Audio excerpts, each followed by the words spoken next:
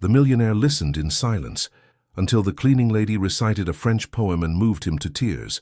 You're about to discover an incredible story that will completely change how you think a places, and that dismissing someone because of their job can mean missing the most beautiful soul you'll ever encounter. If you're ready for a journey that will touch your heart and open your mind to the hidden poetry all around us, don't forget to like this video, subscribe to our channel, and hit that notification bell so you never miss stories like this one. Now let's dive into this amazing tale that begins in the elegant salons of Paris, where grief, beauty, and the human spirit are about to collide in the most unexpected way. Chapter 1. The Language of Loss. The Hôtel de Beaumont stood like a monument to French aristocracy in the heart of Paris's 7th arrondissement, its 18th-century façade concealing one of the most exclusive private residences in the city. Inside the mansion's silk-paneled drawing room, American tech billionaire William Hartford, 54, sat in oppressive silence, surrounded by condolence letters from world leaders, business magnates, and cultural luminaries who had learned of his devastating personal loss. William had built Hartford Digital into a $2.8 billion empire, revolutionizing cloud computing and artificial intelligence across 3 continents. But today, none of his technological achievements or financial success could ease the crushing grief that had settled over him like a suffocating shroud. 3 weeks earlier, his beloved wife Isabella had died in a tragic car accident while visiting their vineyard in Bordeaux, leaving William emotionally shattered and spiritually adrift.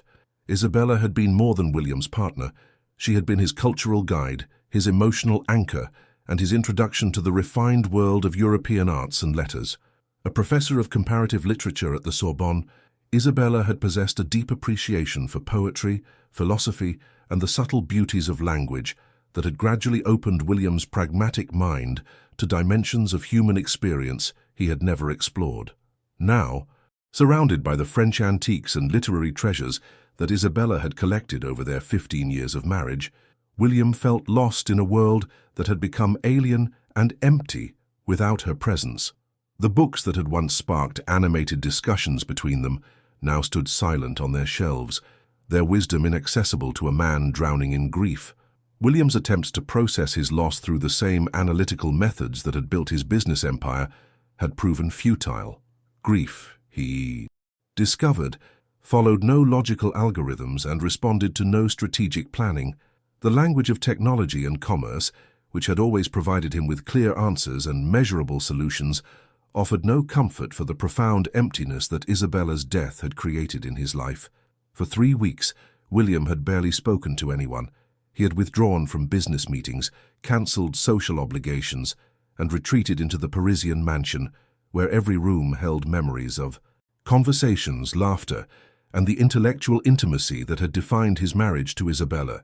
The household staff, led by the discreet and professional Claude Moreau, had learned to move through the mansion like ghosts, maintaining its elegant environment while respecting William's need for solitude and silence. They brought him meals he barely touched, managed correspondence he ignored, and preserved the routines that had once structured a life now devoid of meaning or direction. Among these invisible caretakers was Marguerite Dubois, 58, who arrived each morning at 6 a.m. to clean the mansion's numerous rooms with the methodical care of someone who understood that maintaining beauty required constant, patient attention. For 12 years, Marguerite had worked in the Hartford household, observing the evolution of William and Isabella's relationship while remaining professionally invisible to employers who valued her efficiency but knew nothing of her inner life. What William didn't know was that Marguerite Dubois possessed one of the most cultivated minds in Paris, a woman whose love of literature, poetry, and philosophy rivaled that of any university professor, despite her lack of formal credentials or academic position. Born to a working-class family in Lyon, Marguerite had educated herself through voracious reading, memorizing entire collections of poetry, and developing a profound understanding of French literary tradition that would have impressed the most sophisticated intellectuals. Marguerite had dreamed of becoming a teacher or professor, but economic circumstances and family obligations had led her into domestic work, where her intellectual gifts remained hidden beneath the practical requirements of maintaining wealthy households. Yet her love of literature had never diminished. She carried poems in her memory like precious jewels, finding solace and meaning in verses that spoke to the deepest truths of human experience. Over the years, Marguerite had observed William and Isabella's relationship with the eye of someone who understood the rare beauty of intellectual companionship. She had seen how Isabella's passion for literature had gradually awakened William's appreciation for art and culture, transforming a brilliant but narrow businessman into someone capable of finding wonder in poetry and philosophy. Now, as Marguerite moved quietly through the mansion's grieving silence, she felt a profound sadness, not just for William's loss, but for the knowledge that he had lost his guide to the literary world that had brought him such joy. Without Isabella to translate the language of emotions into words he could understand, William seemed to be drowning in feelings he couldn't articulate or process. This particular morning, as autumn light filtered through the mansion's tall windows, Marguerite entered Isabella's former study, a room lined with books in 6 languages and filled with the personal artifacts of a life. Dedicated to exploring human creativity through literature, William sat in Isabella's favorite armchair, staring at an open volume of French poetry that lay untouched in his lap. Marguerite recognized the book immediately, a collection of Paul Verlaine's verses that Isabella had often quoted during conversations with William about the relationship between beauty and sorrow. The page was open to Chanson d'automne, a poem about autumn melancholy that had been one of Isabella's favorites. William looked up as Marguerite began dusting the bookshelves, his eyes hollow with the exhaustion of someone who had been crying without relief. "She used to read to me from that book," he said quietly, his voice hoarse from disuse. "I never understood the French, but her voice made it beautiful." Marguerite paused in her work, moved by the raw grief in William's voice. She had witnessed his transformation from a man who dismissed poetry as irrelevant to someone who found genuine joy in Isabella's literary enthusiasms. Now he seemed lost without his translator, surrounded by beauty he could no longer access. "I keep thinking I should learn French properly," William continued, more to himself than to Marguerite. Isabella always said the poems lost something in translation, that the original language carried emotions that English couldn't capture. Marguerite felt her heart breaking for this man who had lost not just his wife, but his connection to the literary world that had enriched their marriage. She understood, perhaps better than anyone, how profoundly Isabella's death had isolated William from sources of comfort and beauty that could help him process his grief. As she continued her quiet work, Marguerite found herself facing a decision that would test the boundaries between employer and employee, between professional invisibility and human compassion. She possessed exactly what William needed: intimate familiarity with the poetry Isabella had loved, deep understanding of how literature could provide solace during grief, and the ability to translate not just language but emotional meaning. The question was whether someone in her position could offer such personal guidance without overstepping professional bounds, and whether William's grief had left him open to receiving comfort from an unexpected source. The moment was approaching when hidden wisdom would meet desperate need, and when the boundaries between servant and scholar would dissolve in the face of genuine human compassion. If you're as moved as we are by William's profound grief, and as intrigued by Marguerite's hidden literary gifts, make sure you've hit that like button and subscribed to our channel, because what happens next will touch your heart and change both their lives forever. Chapter 2. When Poetry Breaks the Silence. The next morning brought a scene that would forever change the relationship between William Hartford and Marguerite Dubois. William sat in Isabella's study, holding the same book of Verlaine poetry, his eyes fixed on verses he couldn't understand, but felt drawn to, because they had once brought his wife such joy. Marguerite entered the room as she had every day for 12 years, but this time she found William quietly weeping over the open book, his shoulders shaking with suppressed sobs that spoke to the depth of his isolation and despair. "I can see the beauty in these words," William said without looking up, his voice broken with frustration and grief. "Isabella used to light up when she read them, but I can't access what she found there. It's like being locked out of a room where she's waiting for me." The image was so heartbreaking that Marguerite felt her professional reserve beginning to crack. She had spent 12 years maintaining invisible efficiency, but watching this brilliant man suffer from the very isolation that her knowledge could help heal was becoming unbearable. Monsieur Hartford, Marguerite said, quietly, her voice carrying gentle authority despite her position as domestic staff. May I ask which poem you are reading? William looked up, surprised by the question, but desperate for any human connection that might provide comfort. It's called Chanson d'automne. Isabella said it was about how autumn makes us feel the beauty and sadness of life at the same time. Marguerite felt her heart skip as she recognized one of her own favorite poems, verses she had memorized years ago, and turned to during her own moments of loss and longing. That is a beautiful choice, monsieur. Verlaine understood how seasons mirror our emotional states. William studied Marguerite's face, hearing something in her tone that suggested deeper familiarity with the poetry than he had expected from household staff. Do you know this poem? Marguerite hesitated, knowing that her answer would either reveal her hidden intellectual life or require her to maintain the pretense of being unfamiliar with literature. Looking at William's grief-stricken face, she made a choice that would transform both their lives. Yes, monsieur, she replied with quiet dignity. I know this poem very well. Would you mind reading it aloud?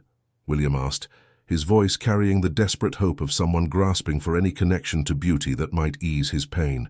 Isabella's voice made French poetry sound like music. Marguerite looked at the book in William's hands, then at his face, which showed the vulnerable openness of someone who had lost everything that mattered and was willing to accept comfort from any source that offered it. Of course, monsieur, she said softly. Marguerite took the book and began to recite Chanson d'automne from memory, her voice carrying the refined pronunciation and emotional understanding of someone who had lived with these verses for decades. But instead of simply reading, she began to translate and interpret as she went, sharing not just the words but their deeper meaning. Les sanglots longs des violons de l'automne, she began, her voice melodious and filled with feeling. The long sobs of autumn's violins. Verlaine is saying that autumn sounds like crying, like the earth itself is weeping. William felt something stir in his chest as Marguerite continued, her interpretation revealing layers of meaning that Isabella had never fully explained.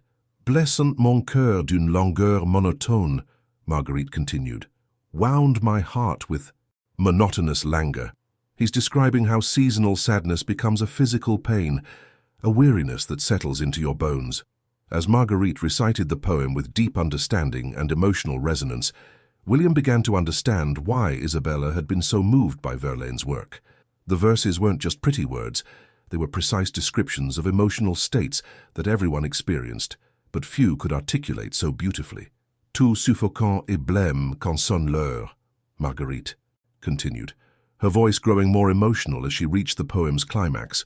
Breathless and pale when the hour strikes, this is about how time itself becomes painful when we're grieving, how even the passage of moments feels suffocating. William found tears streaming down his face as Marguerite's recitation revealed how perfectly Verlaine had captured the exact feelings that had been overwhelming him since Isabella's death. The poem wasn't abstract art. It was a mirror reflecting his own emotional experience with startling accuracy. Je me souviens des jours anciens et je pleure, Marguerite concluded, her own voice thick with emotion. I remember former days and I weep. Verlaine is saying that grief isn't just about loss, but about the painful beauty of remembering what we've lost. The silence that followed was profound, but no longer empty. William stared at Marguerite with new understanding, realizing that she had just provided him with something precious, access to the literary world that Isabella had loved, and that could help him process his grief in ways he hadn't imagined possible. Marguerite, William said slowly, how do you know this poetry so intimately? Marguerite looked down at the book, knowing that her answer would either deepen their newfound connection or return them to the professional distance she had maintained for 12 years. Monsieur Hartford, she said with quiet dignity, poetry has been my companion for 40 years. When life becomes difficult, when work is hard, when I miss opportunities I never had, I turn to poets who understood that everyone suffers and everyone seeks beauty. William felt something shift in his understanding of the woman who had been caring for his household for over a decade. You've memorized all of this? I have memorized hundreds of poems, monsieur. French, English, some German and Italian. When you cannot afford books, you carry literature in your memory. The revelation was staggering. William, realized that he had been living for 12 years with someone whose literary knowledge might rival Isabella's, but who had remained hidden because of his assumptions about domestic workers and intellectual capability. "Marguerite," William said, his voice filled with newfound respect and gratitude, "would you be willing to help me understand Isabella's poetry collection? I want to access the beauty she found there, but I need someone who can translate not just the language, but the meaning." Marguerite felt tears forming in her eyes as she understood that William was offering her something she had dreamed of for decades, the opportunity to share her love of literature with someone who would value and appreciate her knowledge. "Monsieur Hartford," she replied, "it would be my greatest honor to share these poems with you." Isabella chose her favorites very carefully. Each one has something important to say about love, loss, beauty, and the courage to continue living even when life breaks your heart. As William handed the book back to Marguerite, he realized that Isabella's death had not cut him off from the literary world she had loved. It had led him to discover that world's most passionate and knowledgeable guardian had been caring for his home all along.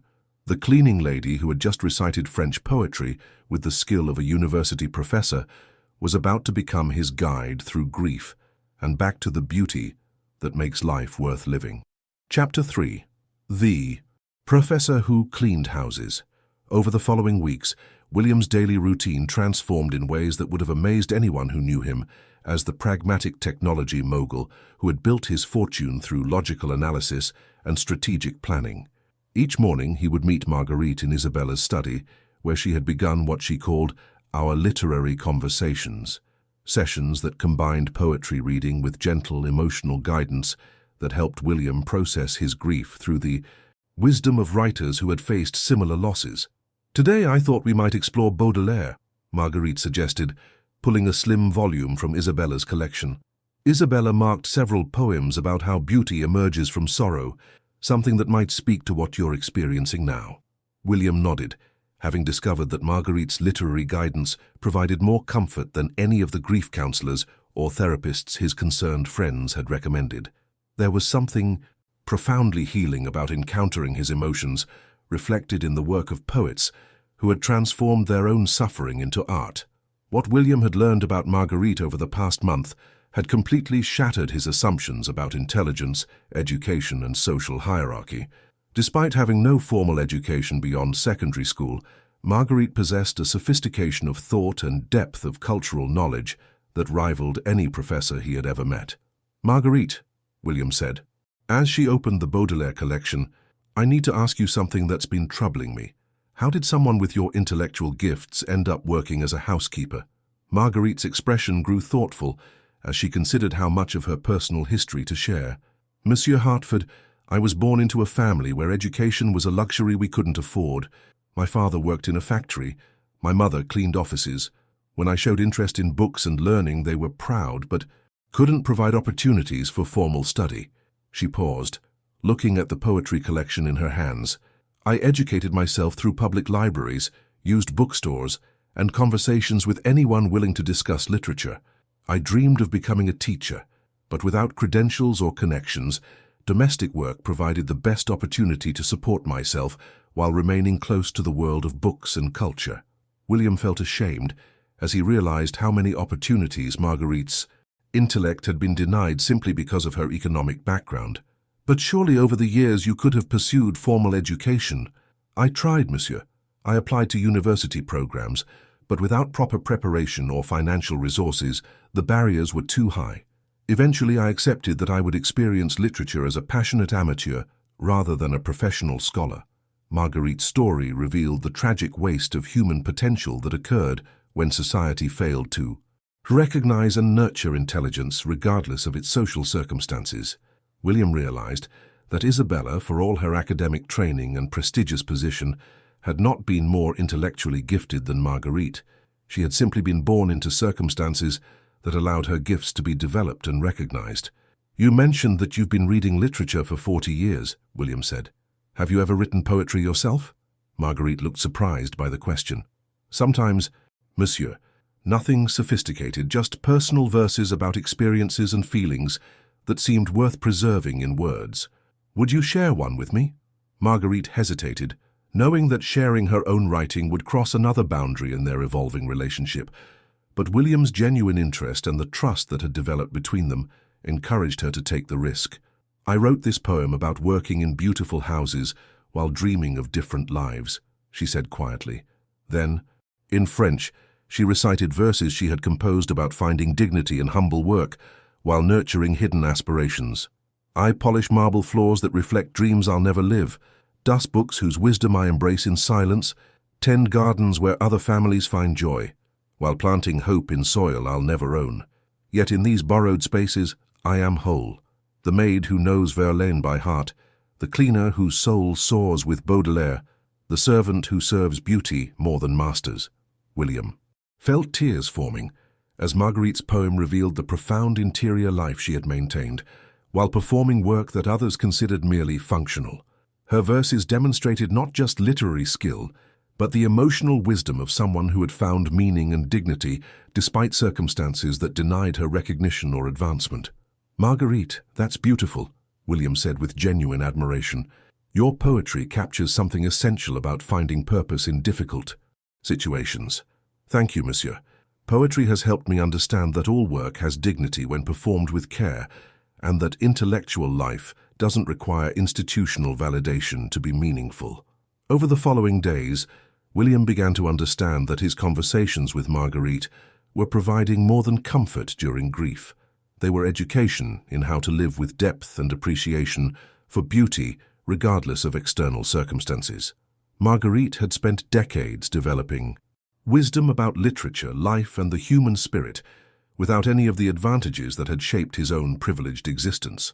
"I want to ask you something important," William said during one of their morning sessions.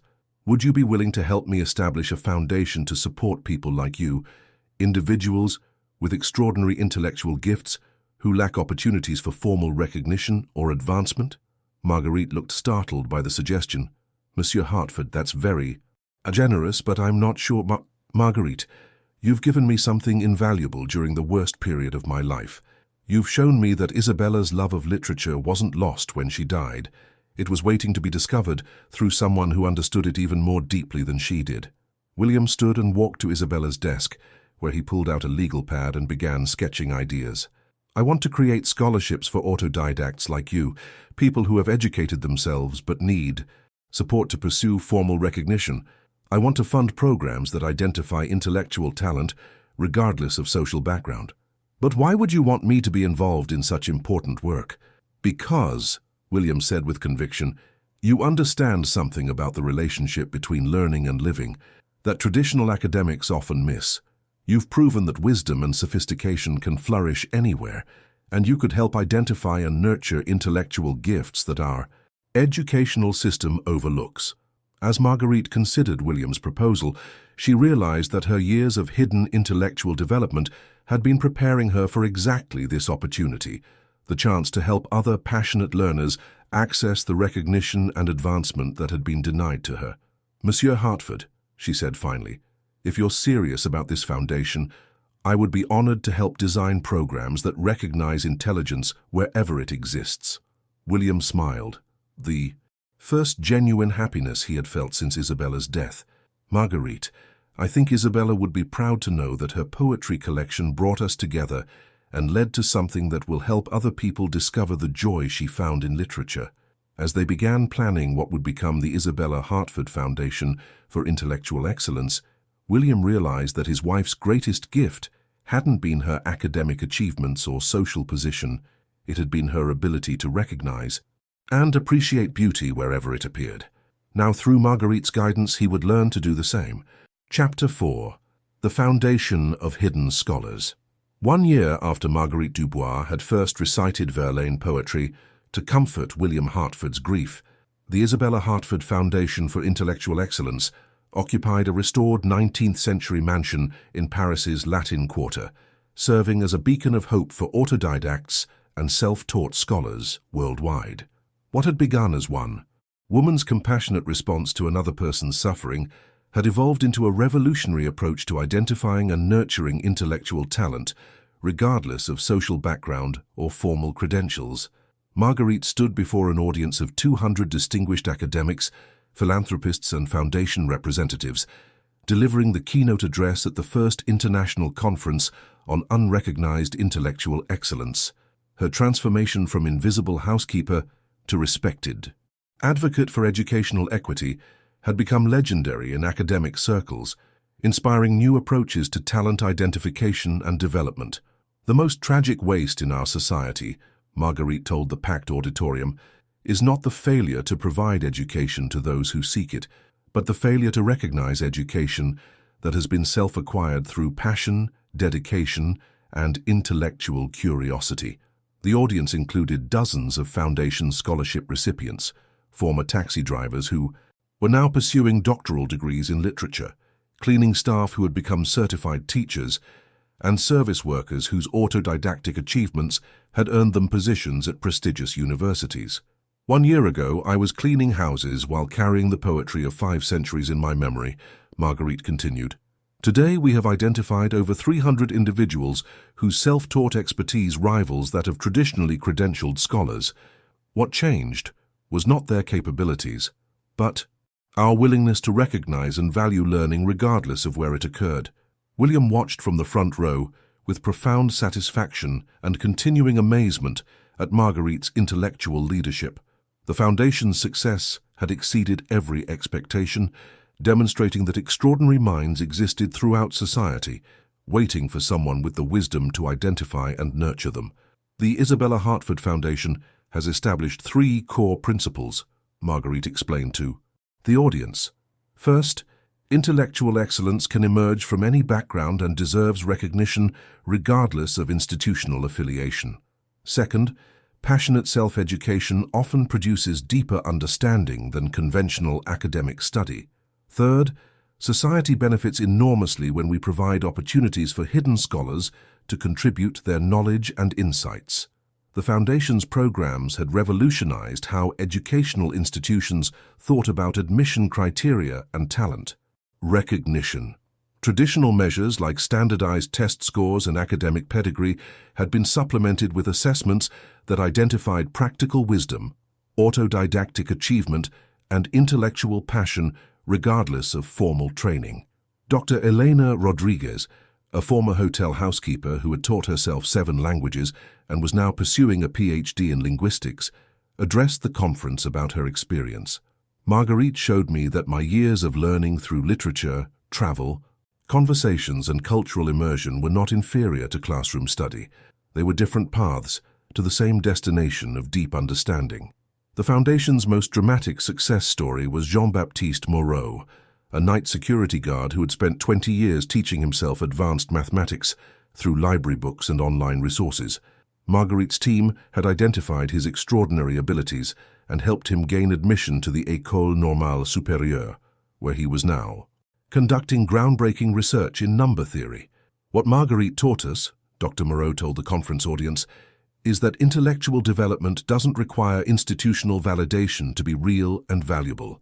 My years of solitary study prepared me for academic work in ways that traditional education might not have achieved.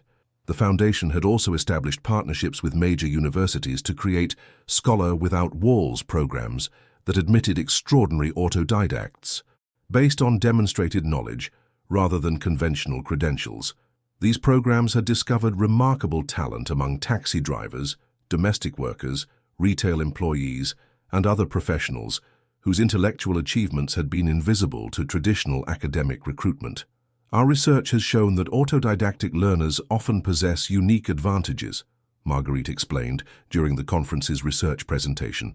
They develop exceptional self-motivation, practical application skills, and interdisciplinary thinking that enriches academic environments in unexpected ways.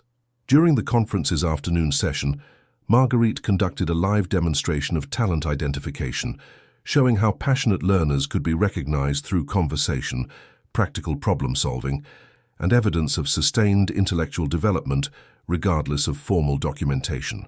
The key is learning to recognize intellectual passion rather than institutional achievement, Marguerite told the audience as she interviewed a maintenance worker who had taught himself architectural history through decades of observation and study.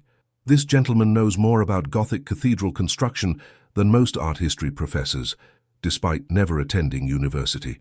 After the conference, William and Marguerite walked through the Foundation's library, observing dozens of scholars whose talents had been discovered and nurtured through their programs. Former housekeepers studied alongside PhD candidates, retired factory workers conducted research with Nobel laureates, and self-taught experts shared knowledge with traditionally trained academics. Marguerite, when you first recited that Verlaine poem to comfort me, did you imagine it would lead to all this? William asked, gesturing to the bustling center of intellectual activity surrounding them. Marguerite smiled.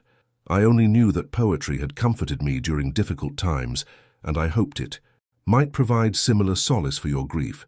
Everything else has grown from the simple recognition that learning and wisdom can flourish anywhere people are passionate about understanding the world. Isabella would be amazed by what you've accomplished, William said. You've taken her love of literature and transformed it into a movement that recognizes intellectual excellence wherever it appears. I think Isabella understood something important about human potential, Marguerite replied. She chose her poetry collection to include voices from every background, aristocrats and peasants, professors and laborers, people who found beauty and meaning regardless of their social circumstances. The Foundation's success had attracted attention from governments worldwide. Marguerite had testified before the European Parliament about educational equity, consulted with Asian education ministers about identifying overlooked talent, and helped develop UNESCO guidelines for recognizing non-traditional academic achievement. The most rewarding aspect of our work, Marguerite told William as they concluded their tour, is seeing people discover that their intellectual development has value and can contribute to society in meaningful ways. That evening, as Marguerite worked in her office overlooking the Latin Quarter, she reflected on the journey that had taken her from self-taught poetry lover to internationally recognized advocate for educational equity. Her experience had taught her that knowledge and wisdom develop through passion and dedication regardless of institutional support, and that society benefits enormously when it learns to recognize and nurture intellectual gifts wherever they appear.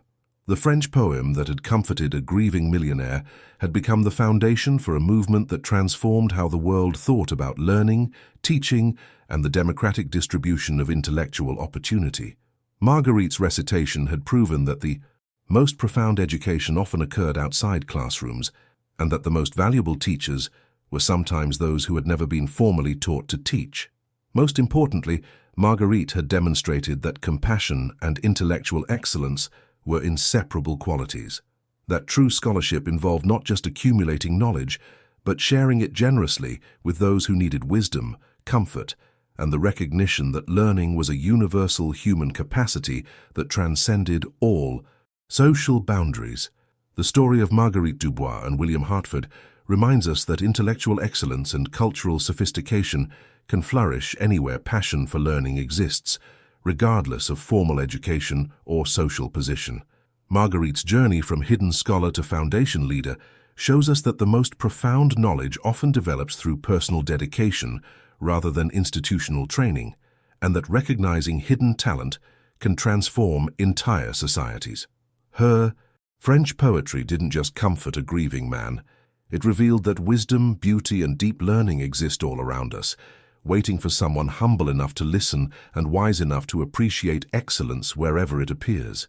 If this story opened your eyes to the hidden scholars in your own life and inspired you to look beyond credentials to recognize true intellectual passion, please like this video to help us share this important message about democratic access to learning and recognition. Subscribe to our channel for more incredible stories about wisdom, culture, and human potential. And don't forget to hit that notification bell so you never miss content that could change how you see education and intelligence. Have you ever encountered unexpected expertise or profound knowledge in someone whose background surprised you? Share your story in the comments below, and remember, the most beautiful minds often hide behind the humblest circumstances, waiting for someone with the wisdom to recognize and celebrate their gifts.